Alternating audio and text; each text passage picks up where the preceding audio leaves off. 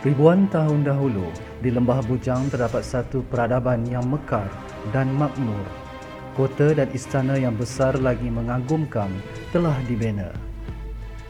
Kini, tamadun Melayu tertua di Asia Tenggara bertarikh 788 sebelum Masihi telah ditemui di Sungai Batu. Di situlah wujudnya kilang-kilang membuat peralatan logam dan kilang melebur besi. Apakah tamadun Sungai Batu itu mempunyai kaitan dengan pembuatan senjata api Melayu? Teruskan melayari video dan jangan lupa subscribe channel ini.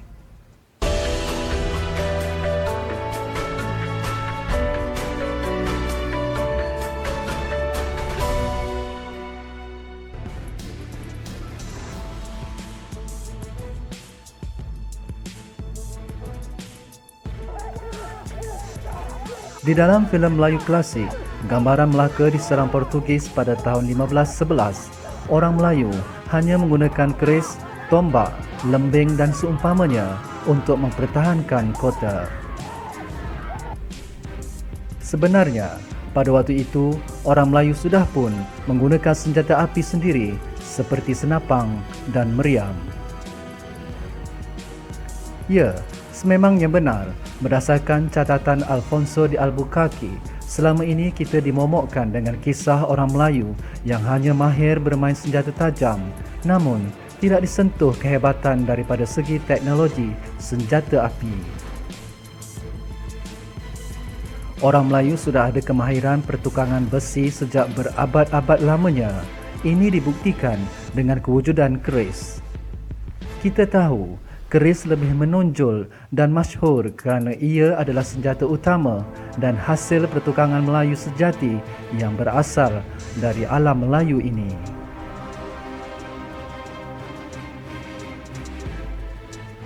Pada masa dahulu, orang Melayu pandai mencipta meriam dan menggunakan senjata api. Ini sekaligus menafikan anggapan popular ketika penjajahan dahulu yang mengatakan orang Melayu hendak membuat sebatang jarum pun tidak mampu. Benarkah begitu? Mengapa apabila kita membaca catatan-catatan para penjelajah, pengembara Eropah, pedagang dan duta-duta asing menyebutkan saiz kapal, penggunaan senjata api dan kemewahan orang-orang Melayu sebelum era penjajahan? Mengapa apabila membaca buku-buku sejarah nadanya berlainan? Dan mengapa catatan pengembara Perancis berlainan sekali dengan catatan Stafford Raffles dan Leiden? Mengapa pandangan para cendekiawan Portugis seperti Heredia dan Pires berlainan dengan pandangan para gubernur dan imperialis Inggeris? Apa yang ingin mereka sembunyikan daripada kita? Sangat tidak logik jika Sultan Melaka yang pernah menakluk sebahagian Sumatera dan tanah Semenanjung malah mengalahkan tentera Siam menggunakan keris dan lembing sahaja. Tiada satu pun kerajaan yang boleh mengalahkan Melaka ketika itu kecuali gabungan tentera Portugis, kerajaan-kerajaan kecil di Sumatera, askar-askar upahan dari Goa, Jawa dan Siam, ditambah pula dengan pembelot dan pengkhianat dalaman daripada pedagang asing dan orang-orang Melayu sendiri.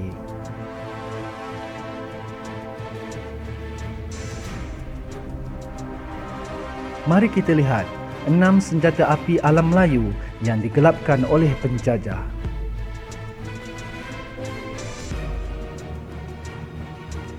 Meriam besar atau cannon digunakan untuk pertempuran jarak jauh. Ini biasanya diletakkan di atas tembok-tembok kota. Orang Melayu Patani hebat dengan meriam-meriamnya yang bersaiz besar dan digeruni musuhnya iaitu Siam selama lebih 200 tahun. Apabila Siam mengalahkan Patani, meriam besar Seri Patani dan Seri Negara dirampas dan dibawa ke Siam. Hanya Seri Patani sahaja sampai ke Siam kerana Seri Negara tenggelam di lautan. Sekarang, ia diletakkan di hadapan pejabat Kementerian Pertahanan di Bangkok, Thailand.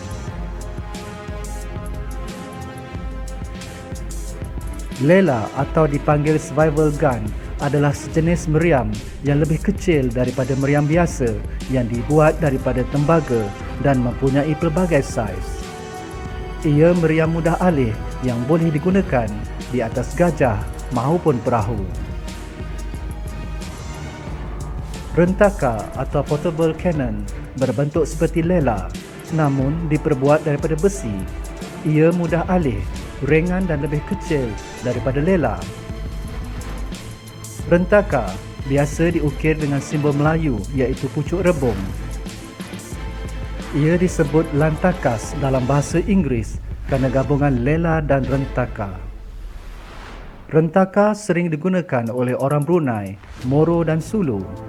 Rentaka juga mempunyai ukiran di atas badan hingga ke muncung laras. Istinggar atau flintlock musket adalah moyang kepada senapan patah moden di mana ia mempunyai kancing atau locks. Istinggar turut dipanggil senapan kancing sumbu atau matchlock. Istinggar ini amat berat dan panjang. Ia mempunyai ruang silinder kosong untuk ubat bedil.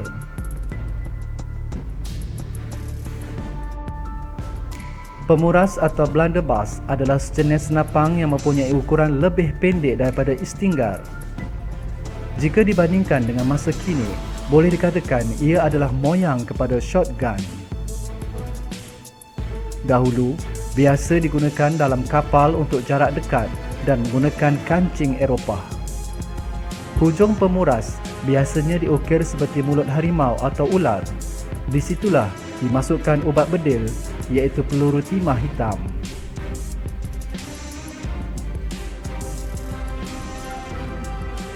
Terakul atau pistol tangan yang lebih pendek dipanggil terakul atau tarkul dalam bahasa Turki.